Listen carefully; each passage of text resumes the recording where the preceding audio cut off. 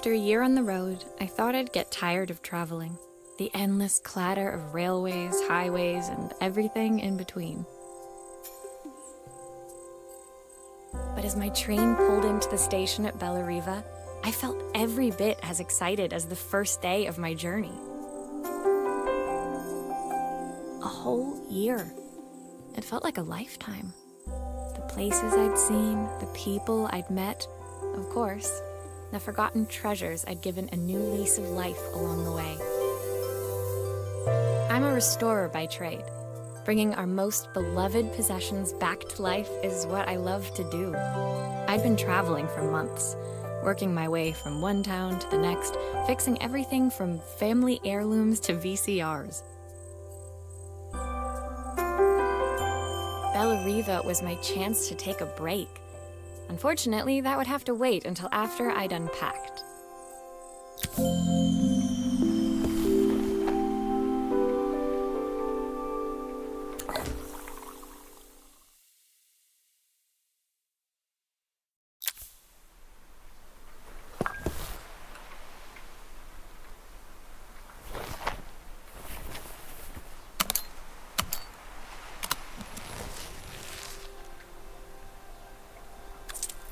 I saw a guitarist wearing these at a show once.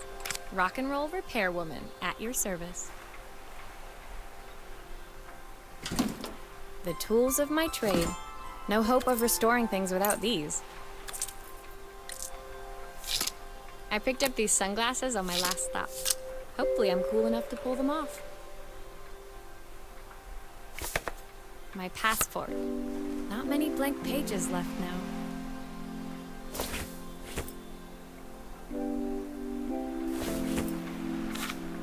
My parents took this after I made my first repair. Seems like a lifetime ago. Who doesn't love a scrunchie? Practical and stylish. Looking forward to taking more close-ups of my fingers with this. I'll hand these out once I'm settled in. Fingers crossed they get me some work.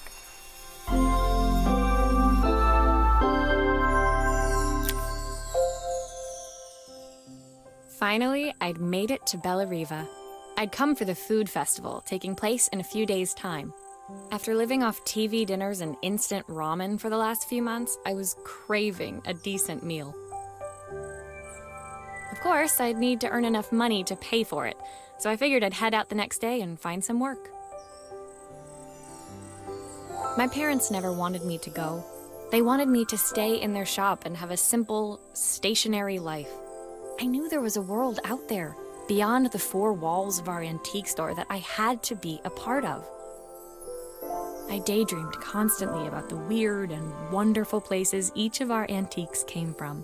I loved figuring out their stories, revealing the memories hidden beneath the screws and wires. My story in Bellariva began with a little girl, and a voice she was longing to hear.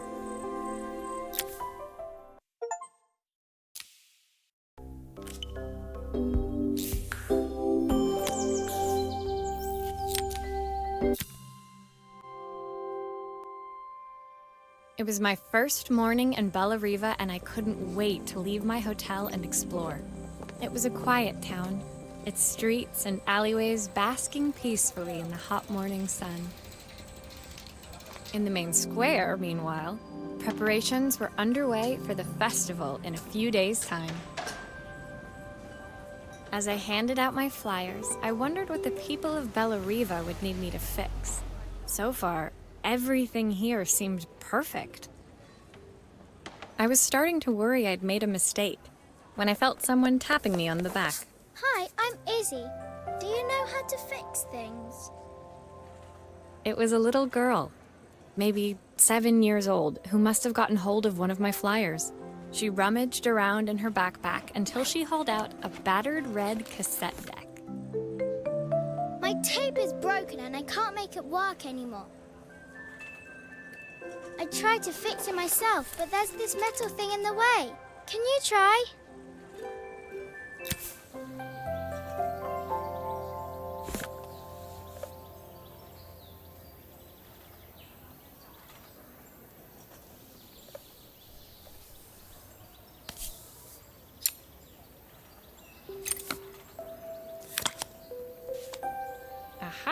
Those batteries look like they need replacing. Luckily, I have some spares.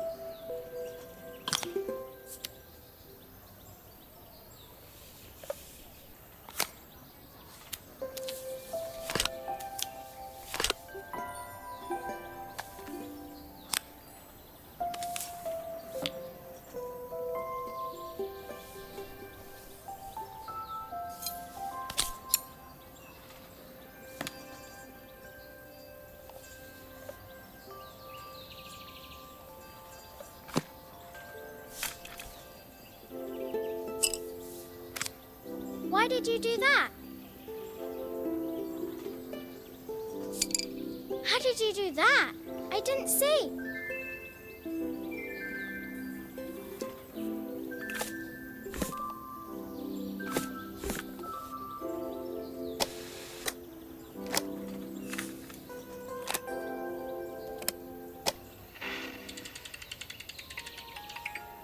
Will you dream a dream for me? If I sit by your side and hold you so tight, know that. When it finished, Izzy picked up the tape deck and tucked it carefully into her backpack. Thanks, Maria. You're the best person at fixing things ever. No problem. Who was that singing? They're very good. It's my mum. She's not here anymore. Izzy trailed off. It was the kind of silence a cassette tape would never be enough to fill. When Izzy's friends called for her, she dug deep into her pockets, looking for something to pay me with. Eventually, she produced a grand total of a stick of gum, 3 mismatched buttons, and a yo-yo. I usually preferred a check, but Izzy looked so serious, I wrote out a full receipt. She seemed like a happy kid, but beneath it all, part of her life had been shattered. A part I wouldn't be able to fix.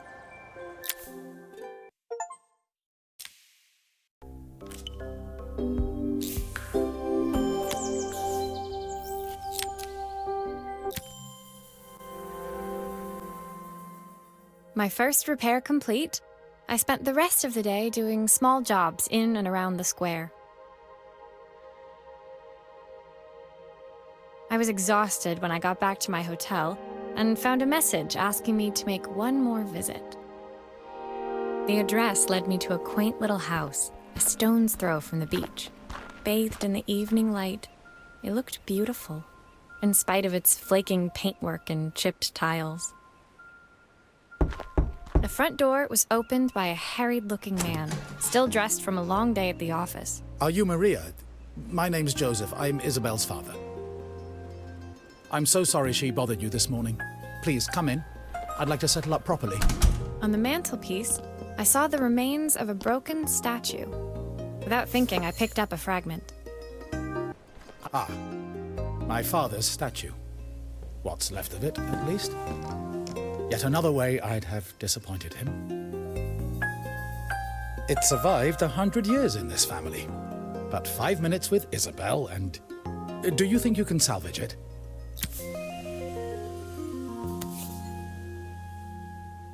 Will you be able to see the glue afterwards? I don't want people seeing the cracks.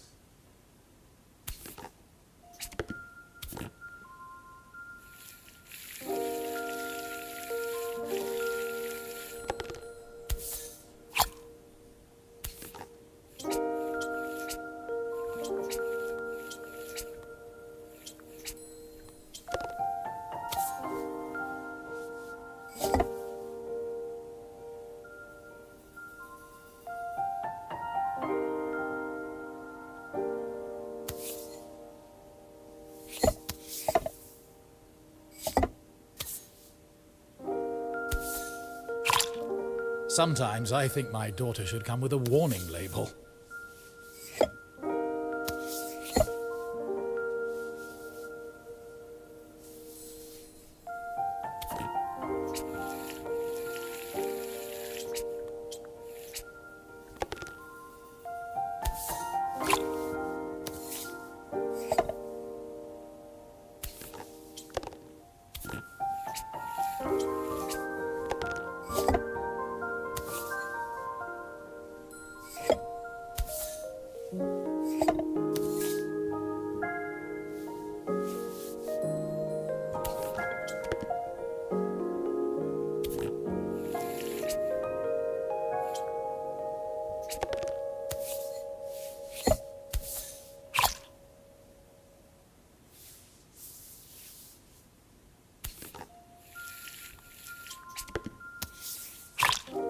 Is this glue really strong enough to hold everything together?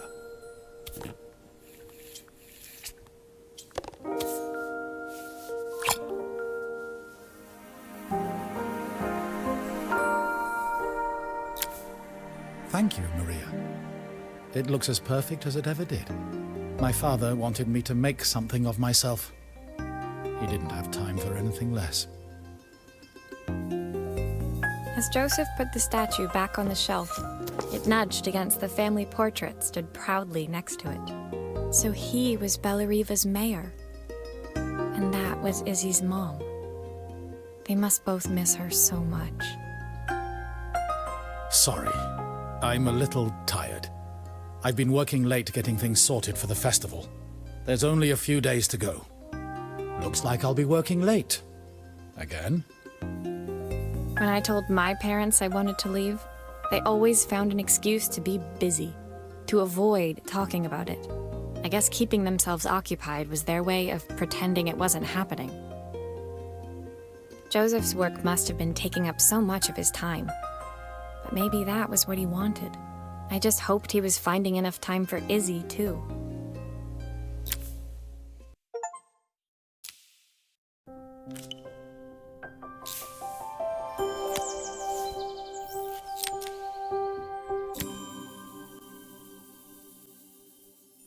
My second day in Bellariva dawned bright and clear. Another beautiful sunny morning. Walking into town, I passed cafes overflowing with customers cradling their morning coffees. I stopped, breathing in the smell of roasted coffee beans and freshly baked pastries. I was about to go inside when the owner of Carmen's, the cafe next door, stopped me. Hello, Maria? Were you here yesterday handing out flyers? I have a job for you. Her place was petite, tucked between its competitors as if hoping they wouldn't notice. Judging by the empty tables inside, though, her potential customers hadn't noticed it either. It's a bit slow today, but we're just getting started. I'm sure it'll pick up soon. As Carmen chatted, she walked over to the counter and returned with an old rotary phone. At least I've got plenty of time to practice my recipe for the festival. It's a new special I've been working on. I was hoping to call my sister for some, seasoning tips, but it won't connect.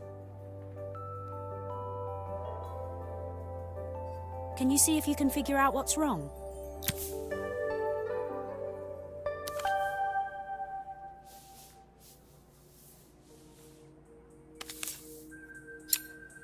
Obviously, we'd normally be much busier than this.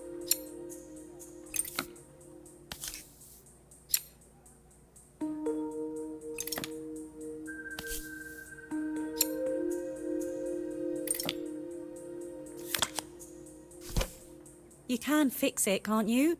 I can't afford to replace it.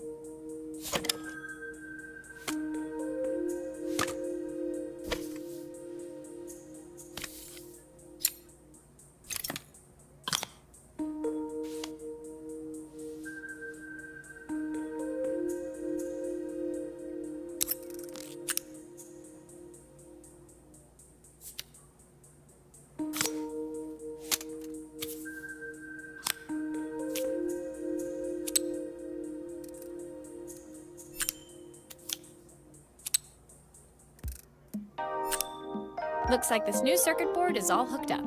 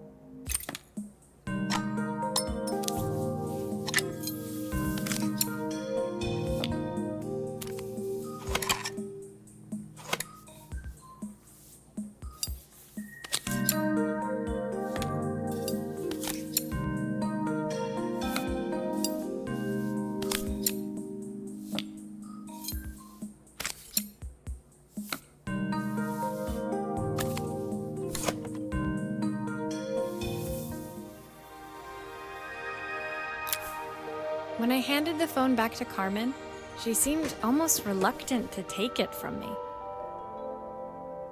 So it's all working now, is it? I don't have to leave it to dry or let it cool down? Nope, it's ready to go. It'll be ringing off the hook in no time. That's if I can pay my phone bill, anyway. And the rent, and the suppliers. Anyway, take a seat and I'll be right with you. Your coffee's on the house. I sat at one of the empty tables, while at the counter, Carmen had started dialing the phone. Hello! How's my favourite sister doing today? As she talked, Carmen became more and more tense. This didn't seem like a call for some cooking advice. I know I still owe you from last time, but I can't afford to take part in the festival if I don't pay. I could almost feel the eye roll at the other end of the line. You don't need to be here, though. Can't you just put the check in the post? When the call ended, Carmen brought me my coffee, her hands trembling. Sorry about that. My sister's decided to fly in for a visit. Oh God, I have to get ready. Actually, I might have another job for you. Can you come by tomorrow?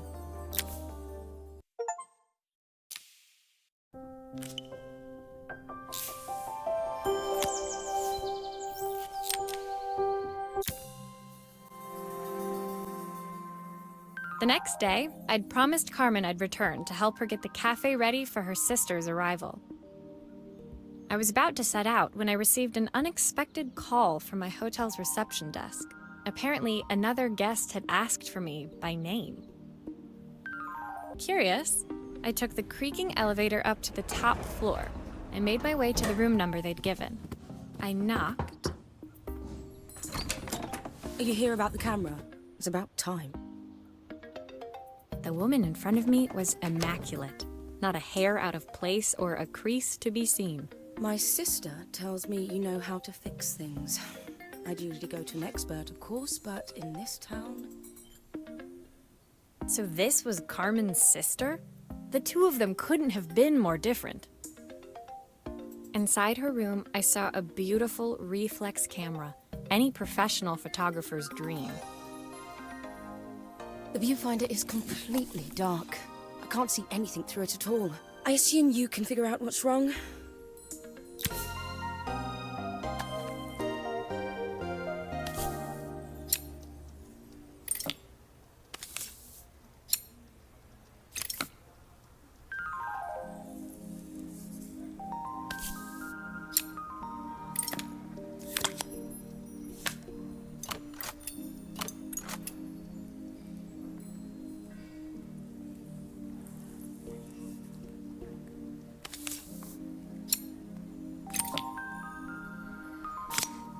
I don't suppose you've fixed anything this valuable before.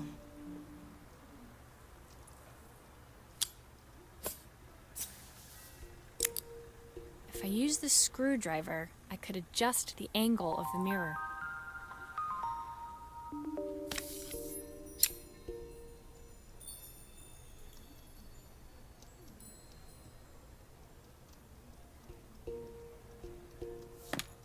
Perfect.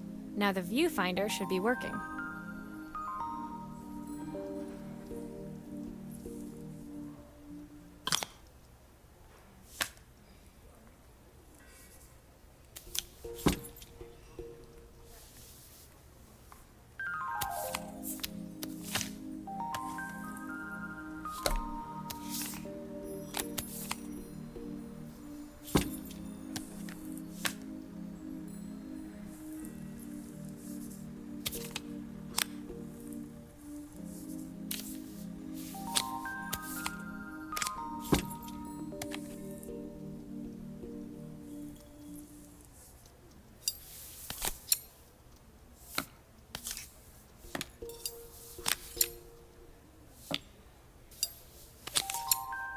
I should make sure I screw everything back together.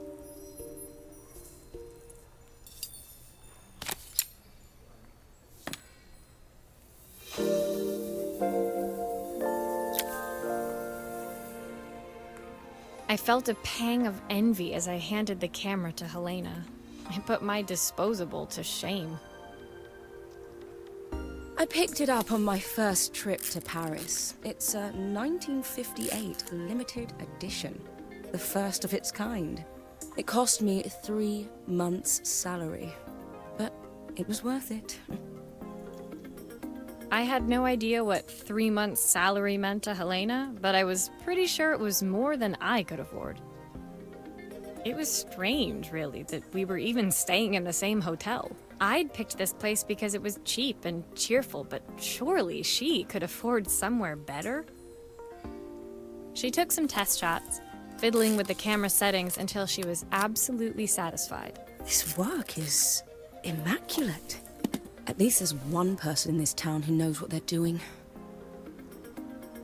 Sending you to me might be the first thing Carmen's actually gotten right. I wondered why Helena had bothered coming if she thought so little of her sister. I hear nothing from her for weeks, and then when she finally does call me, all she wants is money. If she thinks I'm lending her another penny, she'll have to convince me it's not a total waste of time. That didn't sound good. If Hurricane Helena was about to hit, I hoped Carmen was ready.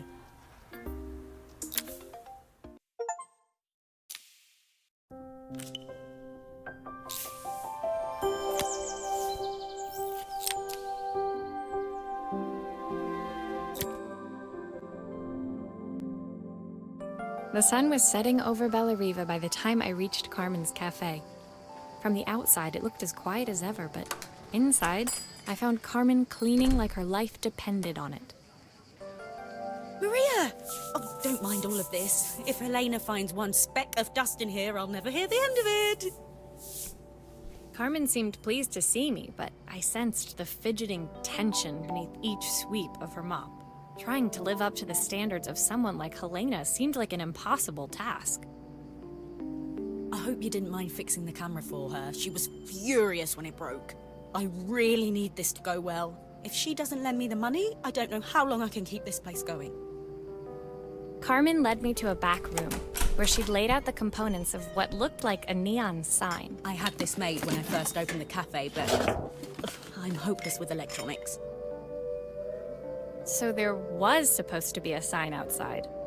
This might explain the lack of customers. I'd like to put it up before Helena gets here. Can you give it a try?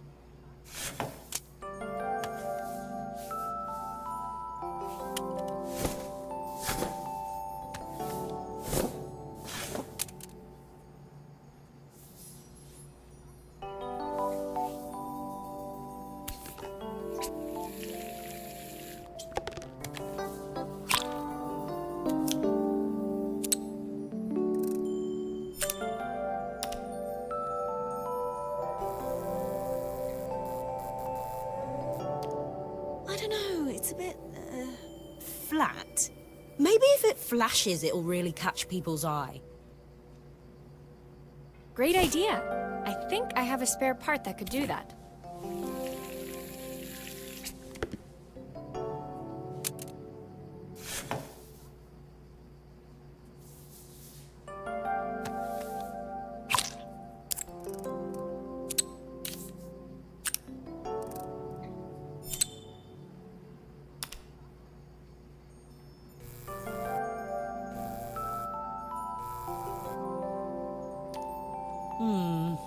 It still needs something else.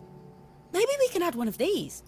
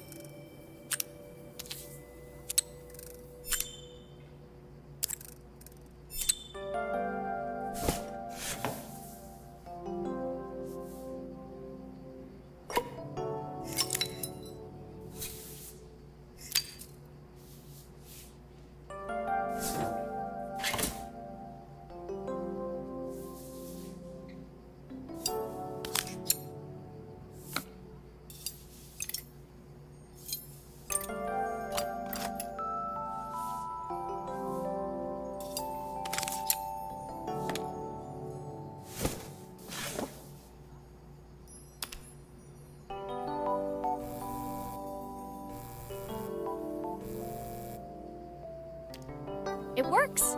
I'll screw everything together again and you'll be set.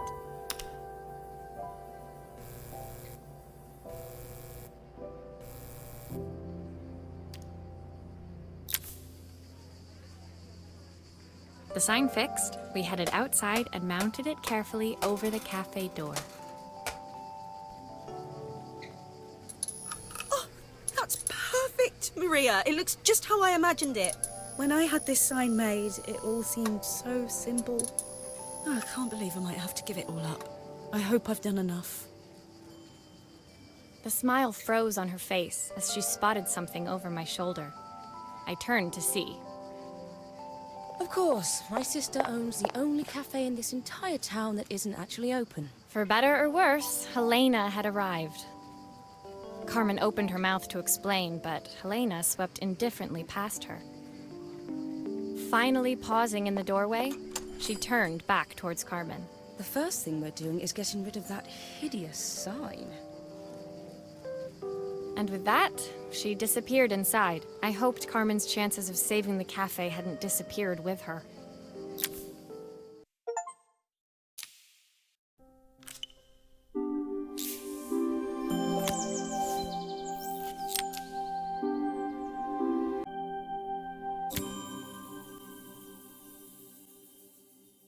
It was the day before the festival, and the whole town was busy getting ready. I had more work than I knew what to do with. When Joseph called with another job, I was craving the cool quiet of his and Izzy's seafront house. I'd barely reached their front door when I heard someone calling me. Psst. Maria, I need your help. Quickly, it's top secret. It was Izzy, peeking out from the side of the house. She beckoned for me to follow her. She led me through to a beautiful, unruly garden overflowing with flowers of every color. Nestled among them was a playhouse, its doorway almost completely obscured by a towering rose bush. You have to squeeze past it and breathe in real small, like this. Izzy took in a big gulp of air and crawled through the gap and into the playhouse. I hadn't planned on crawling in the dirt today, but the life of a repairwoman never did run smooth. On the table inside, there was an electronic toy. Not exactly the usual stock in my parents' antique shop. I had an accident. I didn't do it on purpose or anything, but it won't turn on anymore. Can you fix it for me?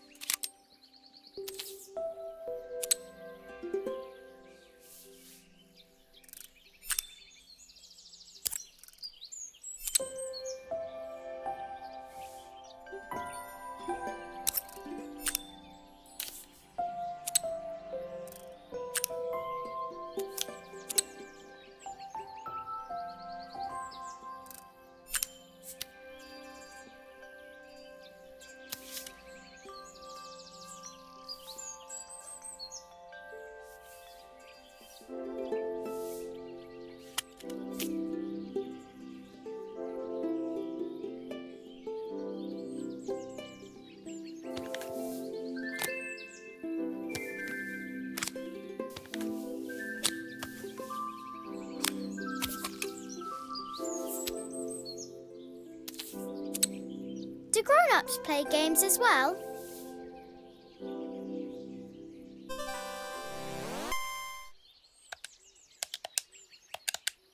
Can you show me how to play?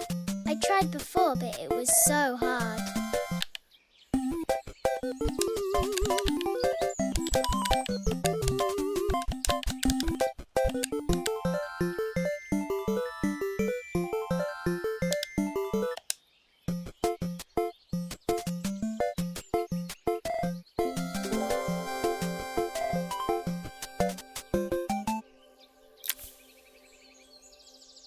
Her toy fixed, I watched Izzy retreat into its screen, taking refuge in a 3-inch world of her own. Well, I'd better head inside. Your dad is waiting for me. Please don't tell him about the game. He'll think I broke it on purpose. Why would he think that? Because, well, I kind of dropped it really hard at the wall. Izzy looked down, scuffing her shoes on the worn floor of the playhouse. My dad said I have to go to this stupid festival tomorrow and put on a stupid dress, and I don't want to. All he cares about is working. He never wants to see me unless it's for his job. I'm not going. He can't make me. With that, Izzy dove back through the rosebush and disappeared into the wilds of the garden. She was so young. She couldn't be expected to see that her dad was struggling too. It made me think, had I really tried hard enough to understand my parents' point of view? I was so focused on the adventures ahead of me, maybe I didn't care enough about leaving them behind.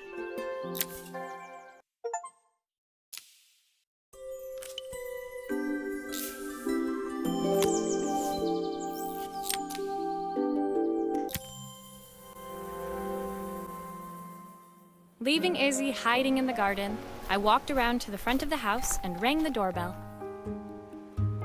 It was only then I noticed my favorite overalls covered in grass stains. I scrubbed desperately, but it was too late. Maria, what are you doing? What happened to your clothes? I was, repairing a lawnmower. How unusual. Well, do come in. The job I've got for you is a little more delicate. Totally embarrassed, I walked into an orderly room filled with papers and ledgers. So this was his office. You must be so busy getting ready for the festival. Are you looking forward to it? Of course.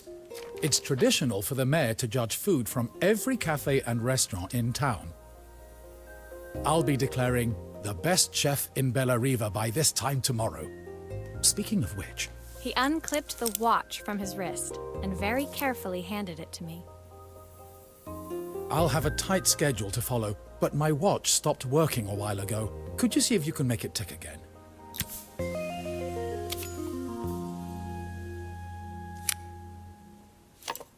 Are you sure it will all fit back together?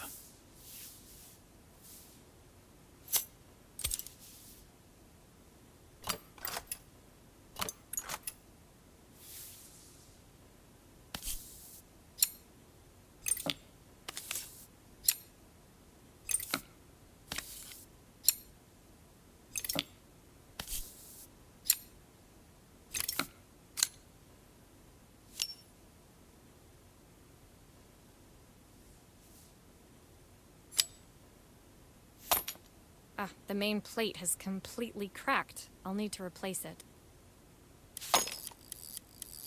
The cogs look good, though. If I'm careful, I can reuse those.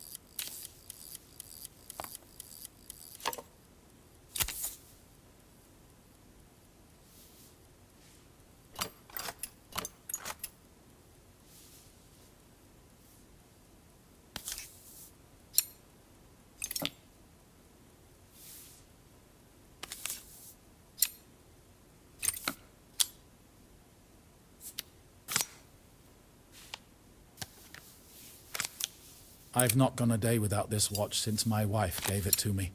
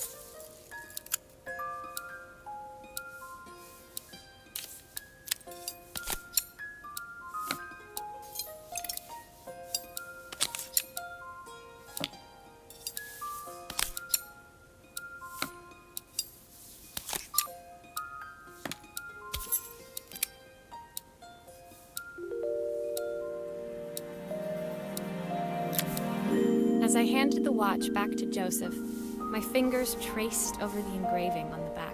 I hoped fixing this was one small way I could help him move forward. I can't believe it's working, Maria. Thank you. My wife was a brilliant woman. Feeling this ticking on my wrist, it makes me feel like she's still here. Watches measure minutes and hours like they're infinite. I didn't know we had so little time. Even with Isabel, I barely see her. And when I do, she acts like she hates me. Just then, the phone rang. Even when he was at home, his work was never done. Sorry, Maria. I have to take this. I'll see you at the festival tomorrow. As I left, I turned and saw him pacing the floor of his office, his watch glinting in the afternoon sun. I hoped its quiet ticking would at least bring him some peace during the busy days to come.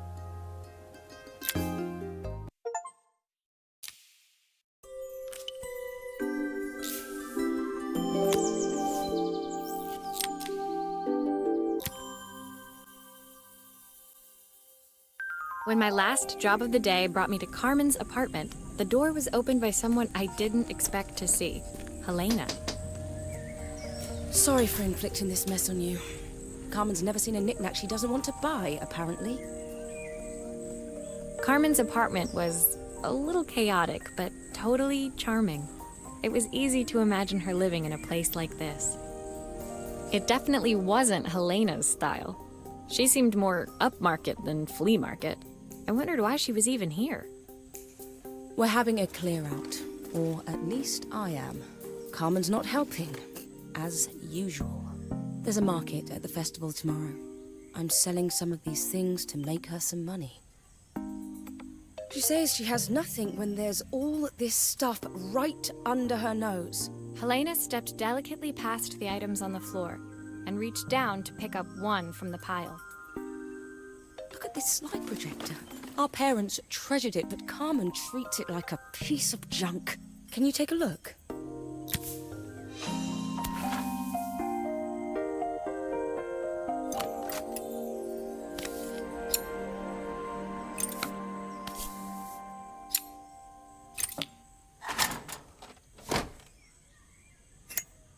That light bulb is completely smashed.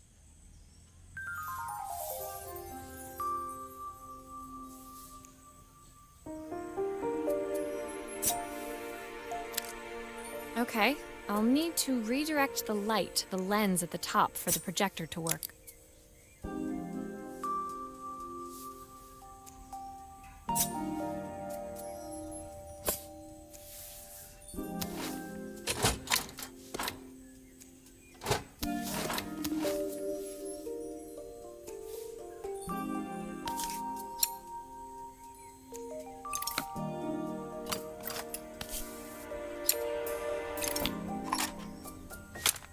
Oh, typical.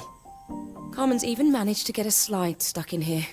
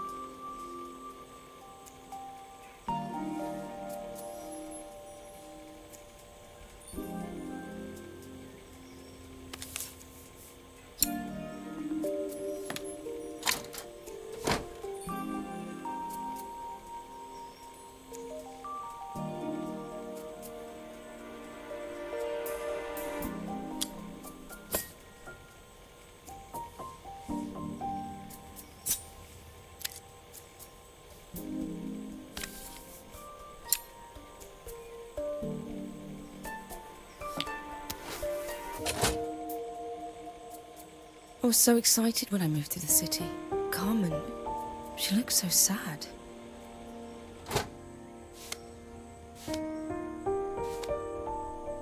Here's the clicker you'll need to attach. God knows how Carmen broke that as well.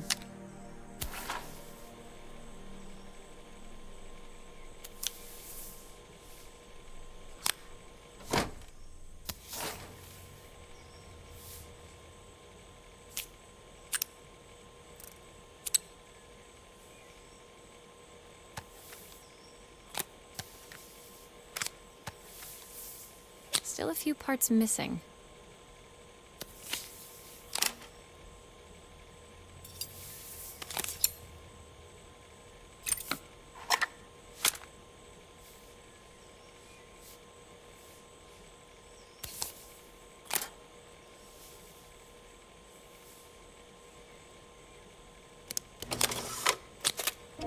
When we were younger, Carmen was always following me around.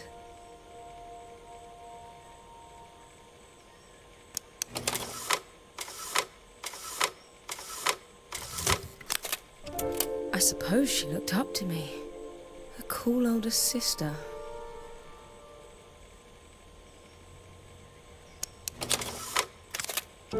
She used to ask me when I was coming home, but I was always too busy.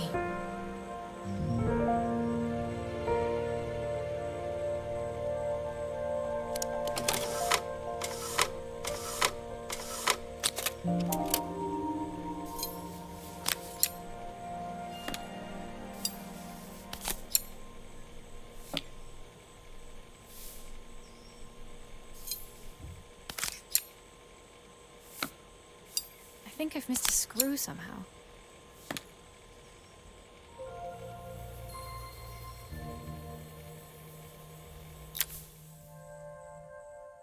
Helena was transfixed, staring at the two young sisters the projector had brought glaringly into focus. I never meant to let her down. But you haven't, have you? You came all this way just to help with the cafe. Plus the money. That's the problem. There is no money. I lost my job a few months ago. My savings are almost gone. I have nothing. Carmen thinks I'll throw my checkbook at her bad decisions and make them okay. But I can't. Not this time. You know, the funny thing is, I came here wanting to tell her the truth. But she's so infuriating. How can I ask her for help when all she cares about is herself? Helena fell silent, shrinking under the gaze of her younger self, projected onto the wall. We drifted so far apart when I moved away. It felt like the only thing keeping us together was my bank balance. I know I have to tell her the truth. It isn't fair. But I already lost everything else. What if I lose her too?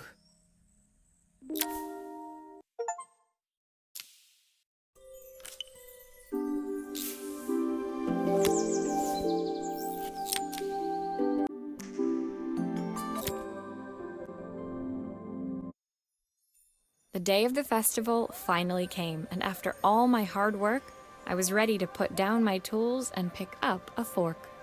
The smell as I entered the main square was incredible. Each stall was selling food even more delicious than the last. The competition would start any minute. Most stall holders were waiting anxiously for the mayor to pay them a visit. All of them, that was, except Carmen, who was still frantically chopping vegetables and stirring pots. Maria! Thank God you're here. Can I ask you the world's biggest favour? Helena was supposed to help me run the stall today, but she never turned up. Probably too ashamed to show her face. I can't believe she lied to me. Carmen was stirring so furiously, she was in danger of tipping the pot over altogether. The mayor will be here any minute for the judging, but I'm almost out of my special. She wasn't really going to ask me, was she? Not on my day off. I have a stove ready to build and everything. Can you set it up and make me a spare batch?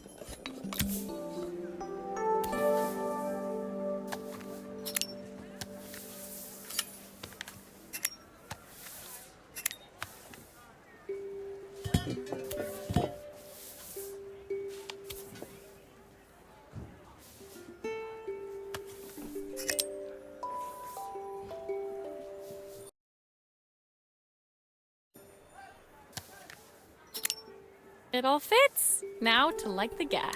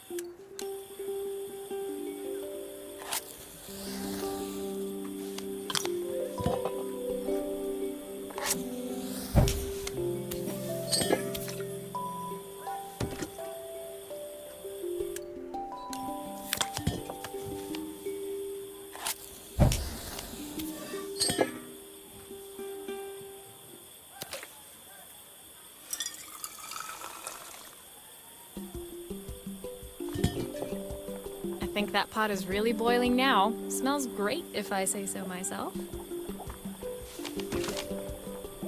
Here are the ingredients that Carmen's given me. What to add first?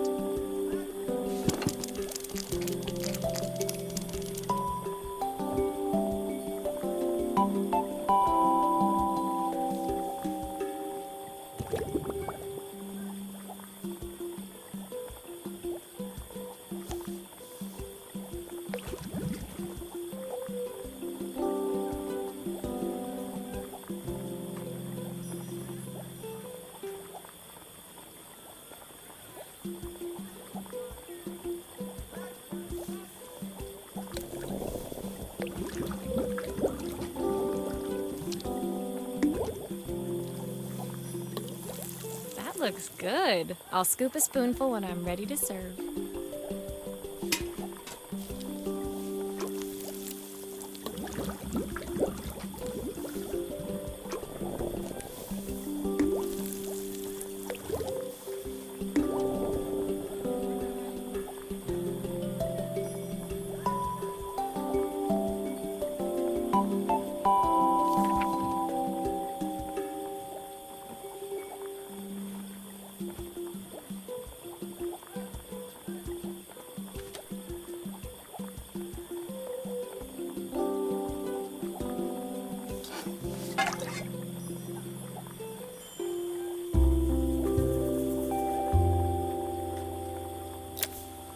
My part done, Carmen took over and added the finishing touches. It was just in time, as a moment later, Joseph arrived with Izzy in tow. Carmen anxiously handed them both a serving. That was so tasty. Can I have some more, please? Well, you've certainly earned yourself a loyal customer in my daughter. We have a few more meals to taste, but so far you are one of the best. Good luck. Joseph and Izzy looked so happy together. Maybe the festival was doing them some good after all.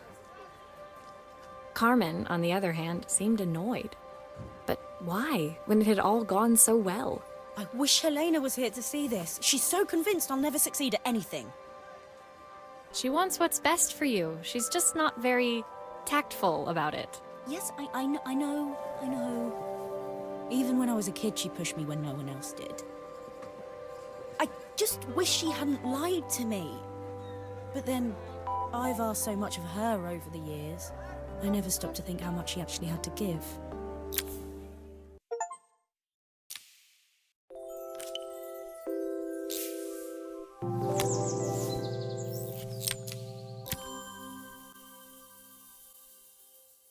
The festival finished. I only had one day left before I had to catch my train and leave Bella Riva behind. I couldn't go without saying goodbye to Carmen. So, that evening, I made my way to the cafe. It was unrecognizable. She'd done it. Best food in Bella Riva. Half the town was outside waiting to see what the fuss was about. Maria! Maria! My favorite sous chef. Come on through. It was Carmen, acting every inch the successful cafe owner she deserved to be. Even Helena was there, serving the coffees. This was the last place I expected to see her after yesterday's drama. Carmen led me through to a balcony upstairs, where she brought out an old record player. I found out where Helena was on the day of the festival. She was selling her camera to clear the cafe's debts. But then she didn't have much left for herself. So, I've asked her to come and stay with me for a while. We have a lot of catching up to do. I wanted to give her this, to cheer her up. We listened to it all the time when we were kids. Do you think it has one last tune in it?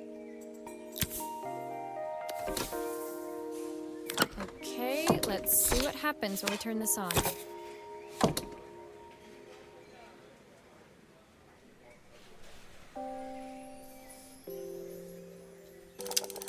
The speaker isn't connected properly. I should check the wiring.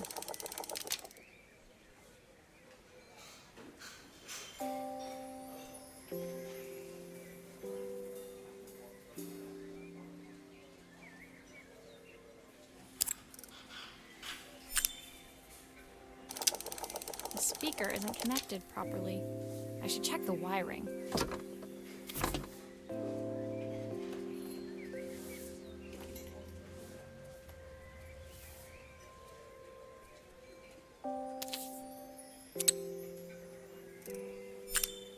If I turn the volume up, I should be able to hear it now.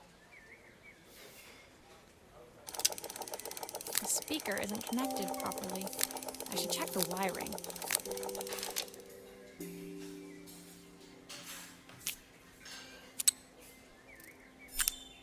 I think that should do it. This record should play beautifully.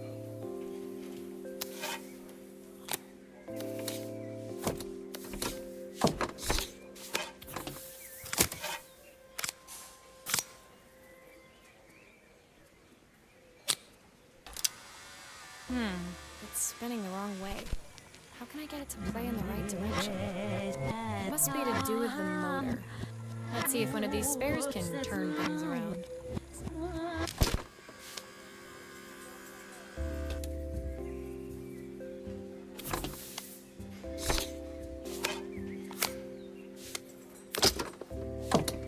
Here's the problem. This wiring isn't connected properly.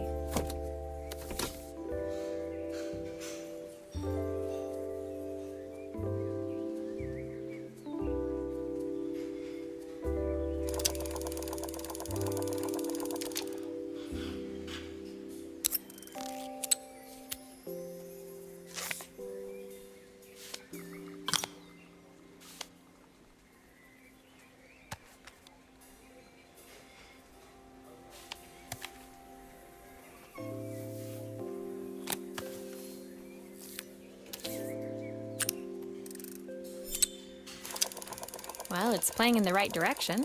I should check it's turning at the correct speed.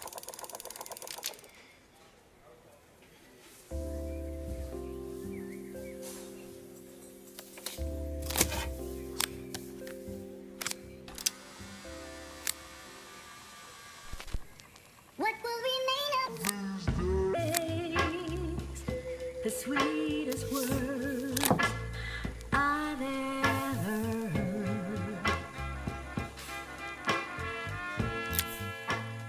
What will remain? The record player's crackling tune must have caught Helena's ear, as she appeared a few moments later. Is that my old record player? I can't believe you've kept it all these years, Carmen. Leaning over the music, they looked just like the young sisters the slide projector had preserved all these years, inseparable once again. Carmen told me about your camera. That was a really generous thing to do. I loved that camera, but I love my sister more. Now it's her time to be the person she wants to be. I'm going to stay here with her for a while. Make up for lost time. Carmen and Helena's relationship wasn't suddenly going to be perfect, but they were both prepared to try. And to think, it had all started because of a call Carmen made about some seasoning tips. I guess in the end, maybe it wasn't so hard to just pick up the phone and dial. I hadn't spoken to my own parents in a year. I wanted to hear their voices more than anything. But the silence between us was so cavernous. I didn't know how I'd ever find the words to bridge it.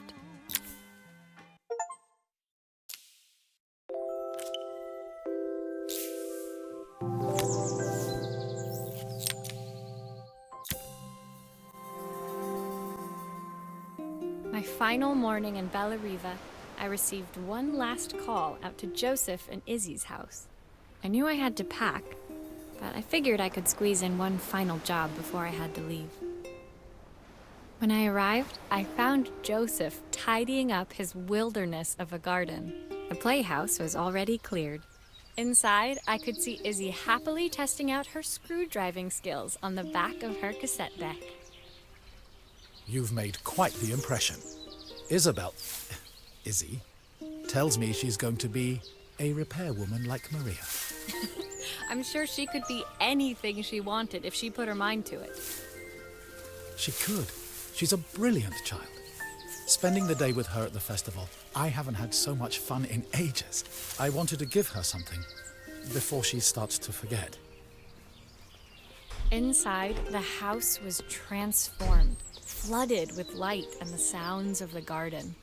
It felt alive again.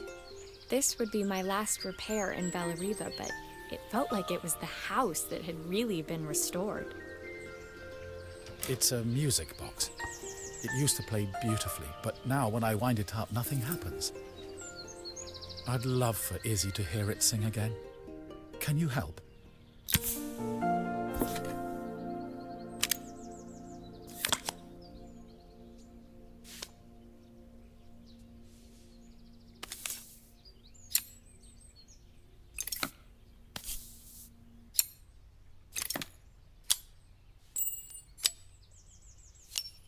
Maria, could you add this family picture of us?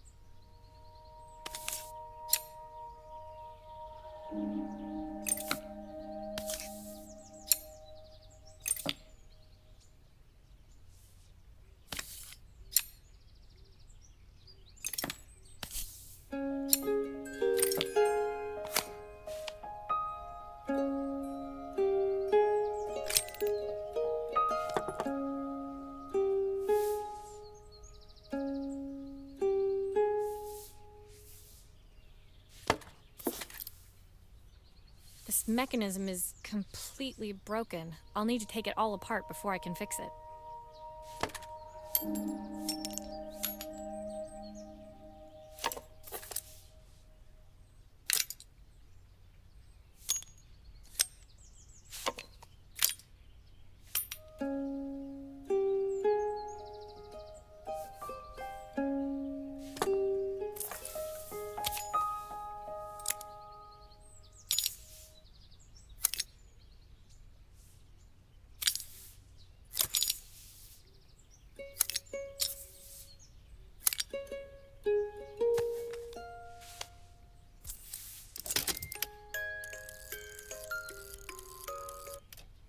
Perfect. The mechanism is good as new.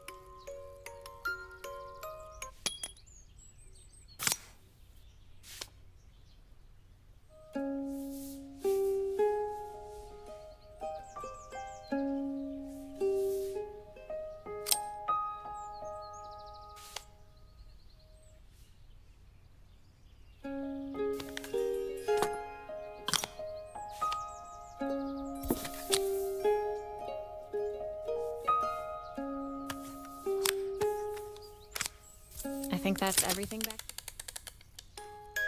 My wife used to sing this song to Izzy each night before bed, but I always worked too late to join them.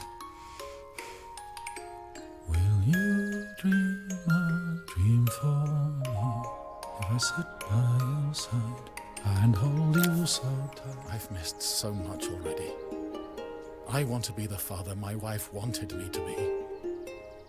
I've ended up so much like my own father, working all the time.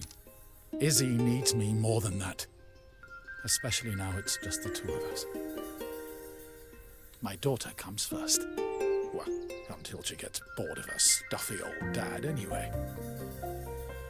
I'll never ever get bored of you, Dad. Izzy came running into the room where Joseph scooped her up and onto his shoulders. She gazed at the music box, her eyes shining. I'd never seen her look so happy. Thank you, Maria, for everything. The things you fixed for me. I'm so glad to have them back. Joseph was a good father, and I could tell he was determined to be an even better one. When it came down to it, that was all any of us wanted. A second chance to make something right. My time in Bellariva was almost over, but before I left, I knew there was something of my own I needed to fix.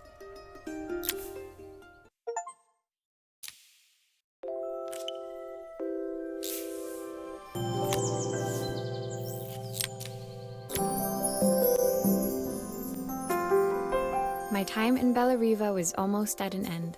Another chapter finished in a story whose ending I hadn't felt ready to write.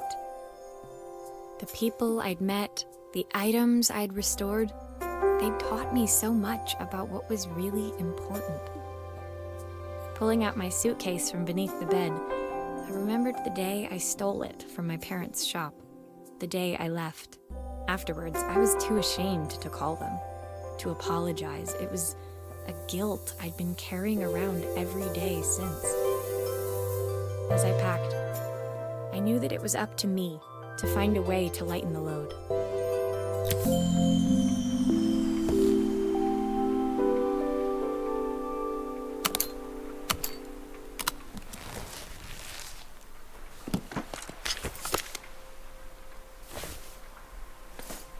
Helena gave me these designer shirts. Not sure I'll pull them off as well as she does. My train ticket. I can't believe it's time to leave Bellariva behind. My parents would love Bellariva. Maybe I can convince them to make the trip.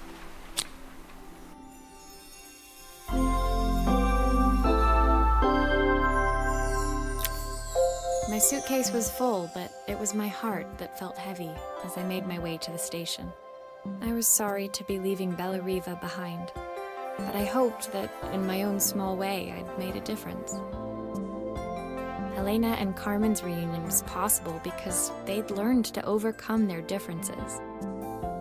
Joseph had realized he shouldn't let his grief or his work get in the way of his relationship with Izzy.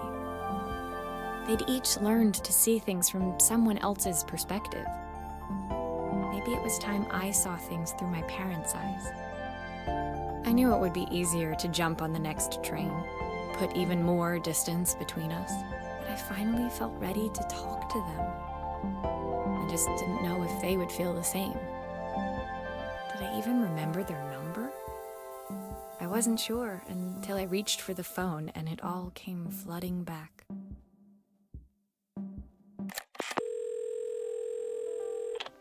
Mom? Dad? Maria? Is that you?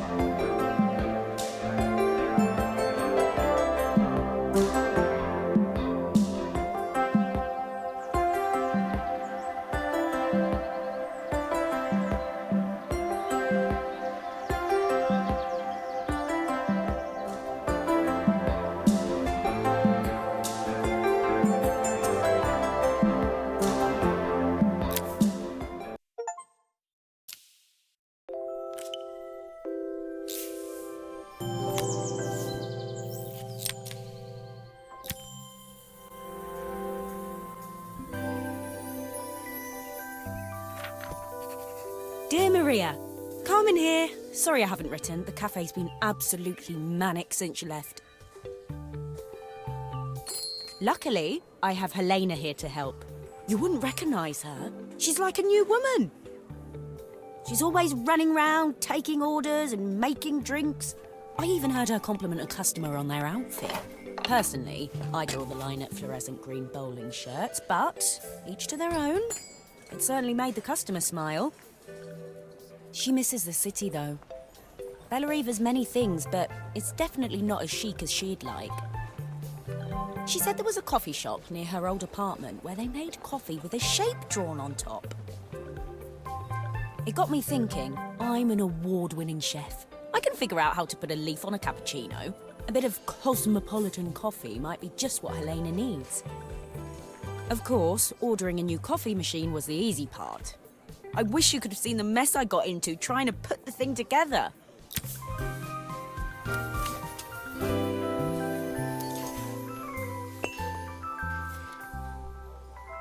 I saw Maria use her screwdriver a million times. Taking this apart will be easy.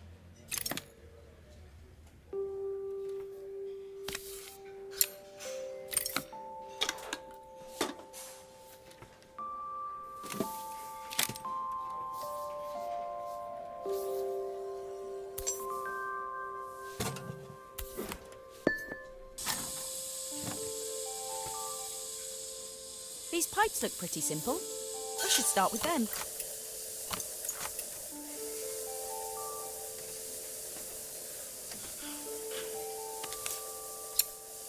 How can there be so much steam? Ugh, I'm getting soaked.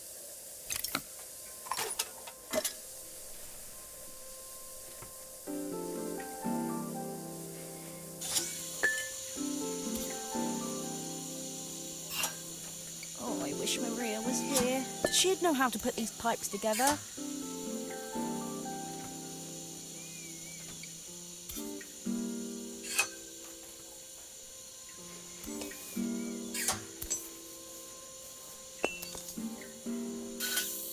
That steam doesn't look good. There must be something wrong with the pipes.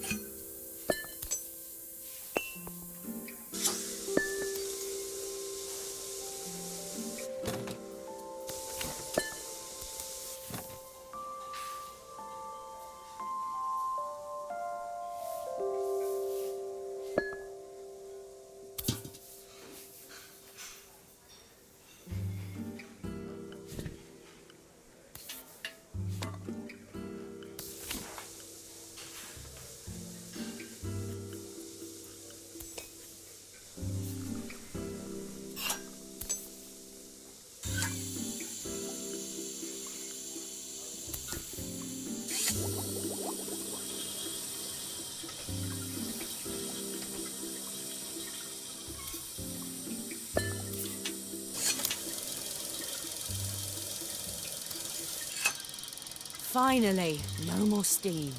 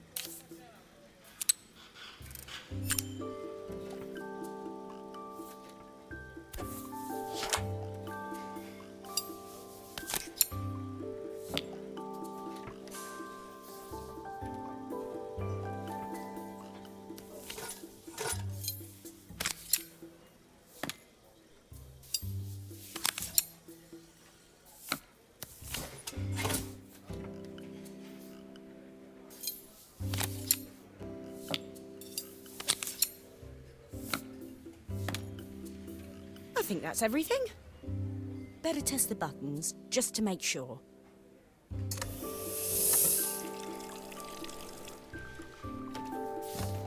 All done. Piece of cake. Time to make my first coffee, I think.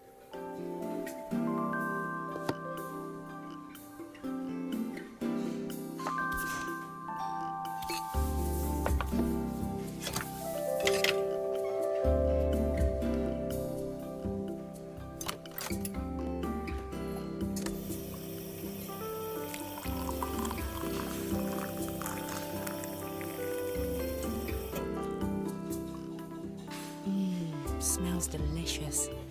Now to make it look magical.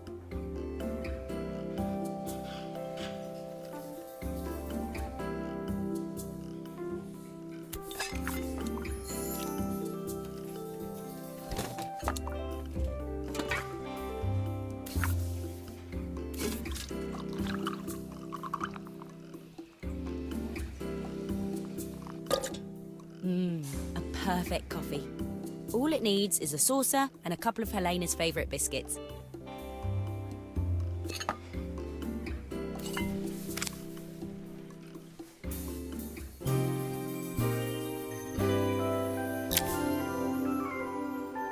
I was feeling more has-been than coffee queen by the time I'd made a drink fit for human consumption.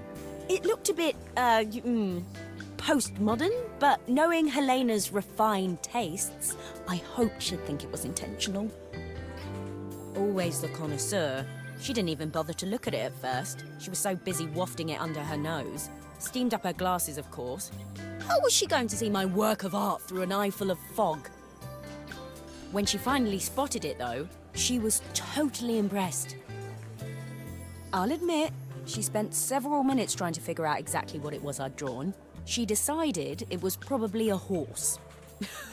Well, what she doesn't know won't hurt her. She was impressed enough to ask for another one. I guess I'll need to get some practice in. The whole thing was such hard work, Maria. I never realised how difficult it was, all that mechanical stuff. It made me realise how much I have to thank you for, so I wanted to say that now. Better latte than never. Hoping you're well. Your friend, Carl.